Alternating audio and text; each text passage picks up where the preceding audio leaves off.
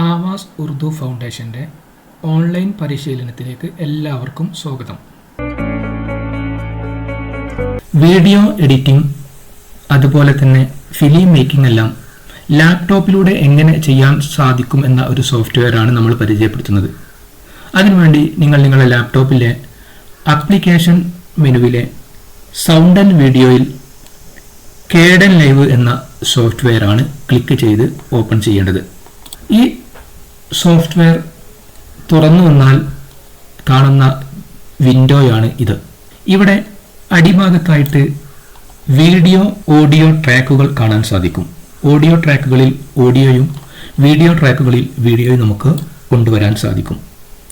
ഏറ്റവും മുകളിൽ കാണുന്ന ഈ ഒരു വിൻഡോയിലാണ് നമ്മൾ എഡിറ്റ് ചെയ്യേണ്ട ഇമേജുകൾ, വീഡിയോകൾ, ഓഡിയോകൾ കൊണ്ടുവരേണ്ടത്. നമ്മൾ ചെയ്തിരുന്ന പ്രവർത്തനങ്ങൾ നമുക്ക് സ്ക്രീനിൽ കാണുന്നതാണ് ഈ ഒരു ട്രാക്ക്. ആദ്യമായി നമുക്ക് ഈ വീഡിയോ എഡിറ്റിംഗ് നടത്തുന്നതിനാവശ്യമായ ഇമേജുകളും അതേപോലെ തന്നെ വീഡിയോ ഓഡിയോകളും ഈ സോഫ്റ്റ്വെയറിലേക്ക് ഇൻസേർട്ട് ചെയ്യേണ്ടതുണ്ട്. അതിനു വേണ്ടിയിട്ട് ഇവിടെ പ്രൊജക്റ്റ് ബിൻ എന്നതിൻ്റെ ചുവടെ കാണുന്ന ആഡ് ക്ലിപ്പ് എന്ന ഈ ആരോ മാർക്ക് ക്ലിക്ക് ചെയ്യണം. ഇത് ക്ലിക്ക് ചെയ്താൽ കാണുന്ന ആഡ് ക്ലിപ്പ് ക്ലിക്ക് ചെയ്യുക. അപ്പോൾ നമ്മൾ തുറന്നു വരുന്ന ഈ ജാലകത്തിൽ നിന്ന് നമ്മുടെ അവിടെ ഇത്രയും ഫയലുകൾ ഈ ഒരു സോഫ്റ്റ്വെയറിലേക്ക് കൊണ്ടുവരേണ്ടതുണ്ട് എങ്കിൽ അതെല്ലാം നമുക്ക് സെലക്ട് ചെയ്യാം. സെലക്ട് ചെയ്തിട്ട് ഓക്കെ കൊടുക്കുന്നതോടുകൂടി അത്രയും വീഡിയോയും ചിത്രങ്ങളും ഓഡിയോകളും നമ്മുടെ ഈ സോഫ്റ്റ്വെയറിലേക്ക് ഇമ്പോർട്ട് ചെയ്യപ്പെട്ടു.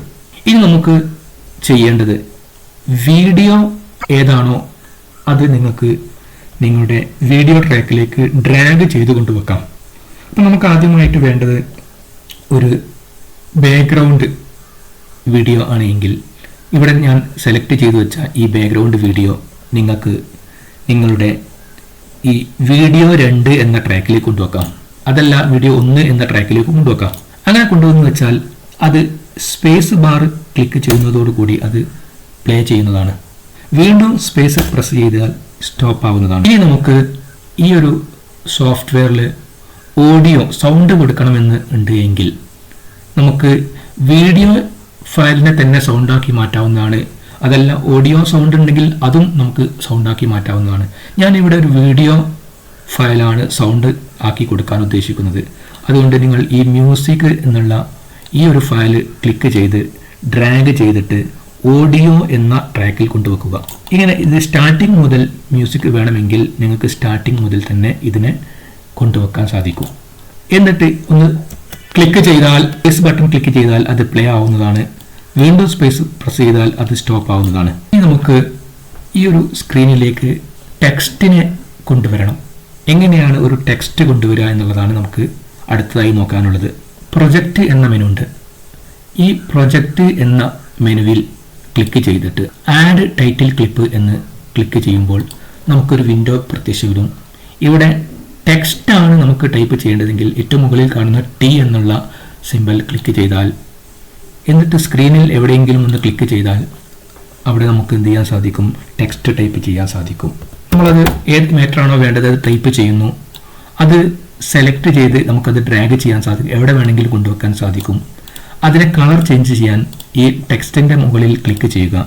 അപ്പോൾ ഈ വലതുവശത്ത് കാണുന്ന ഈ യെല്ലോയിലാണ് ഇപ്പം ഫോണ്ട് ഉള്ളതെങ്കിൽ ആ യെല്ലോയിൽ ക്ലിക്ക് ചെയ്ത് കഴിഞ്ഞാൽ ആവശ്യമായ കളറുകൾ മാറ്റം വരുത്താൻ സാധിക്കും.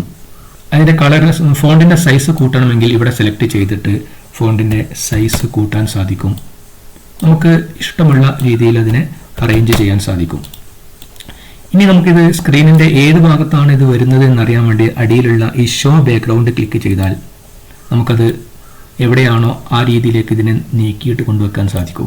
വീണ്ടും ഈ ഷോ ബാക്ക്ഗ്രൗണ്ടിൽ ടിക്ക് ഒഴിവാക്കി കഴിഞ്ഞാൽ അത് നമുക്ക് ഈ സ്ക്രീനിലേക്ക് നിന്ന് തിരിച്ചു പോകാം. അതിനുശേഷം ഇവിടെ നിങ്ങൾ അടിയിൽ കാണുന്ന ഈ ഓക്കെ ബട്ടൺ ക്ലിക്ക് ചെയ്യുന്നു. അപ്പോൾ നമ്മൾ ഇപ്പോൾ ചെയ്ത ഈ ടെക്സ്റ്റ് നമ്മുടെ ഈ ഒരു വിൻഡോയിലേക്ക് വന്നിട്ടുണ്ടാവും. ഈ വിൻഡോയിലെ ഈ ടെക്സ്റ്റിനെ ക്ലിക്ക് ചെയ്തിട്ട് ഡ്രാഗ് ചെയ്ത് നമ്മുടെ ഒന്നാമത്തെ വീഡിയോ വെച്ച ട്രാക്കിൻ്റെ മുകളിലാണ് കൊണ്ടുവെക്കേണ്ടത്. അങ്ങനെ കൊണ്ടുവെക്കുമ്പോഴാണ് ആ സ്ക്രീനിൻ്റെ മുകളിലായിട്ട് ഈ ഒരു ഫോണ്ട് നമുക്ക് കാണാൻ സാധിക്കുക. അതേപോലെ തന്നെ വീണ്ടും നമുക്കിതിനെ ഈ ടെക്സ്റ്റ് ഈ ഒരു ബാക്ക്ഗ്രൗണ്ടിൻ്റെ അവസാനം വരെ ഇത് കാണിക്കണമെങ്കിൽ ഇവിടെ ക്ലിക്ക് ചെയ്തിട്ട് ഡ്രാഗ് ചെയ്താൽ മതി.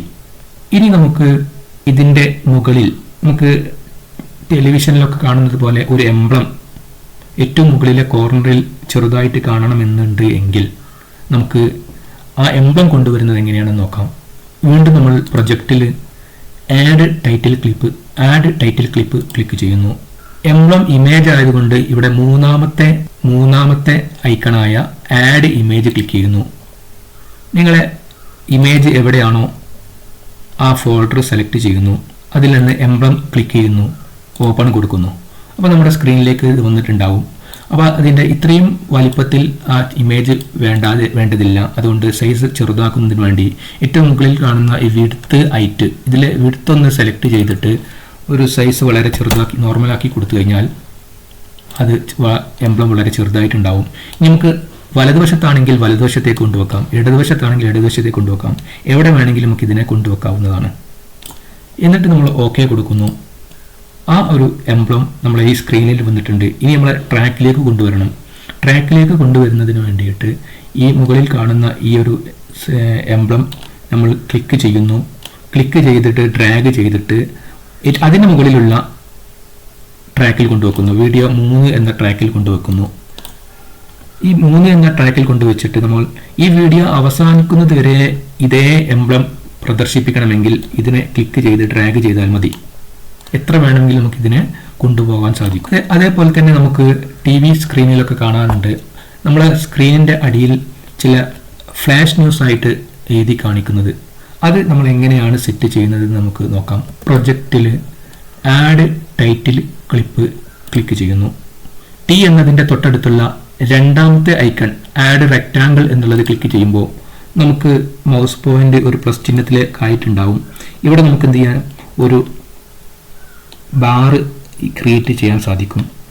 ഈ ബാറ് ക്രിയേറ്റ് ചെയ്തതിന് ശേഷം നിങ്ങൾക്ക് അത് സ്ക്രീനിൽ ഏത് രീതിയിലാണ് വരുന്നതെന്ന് അറിയാൻ വേണ്ടിയിട്ട് ഷോ ബാക്ക്ഗ്രൗണ്ട് ക്ലിക്ക് ചെയ്താൽ അതിവിടെ കാണാൻ സാധിക്കും.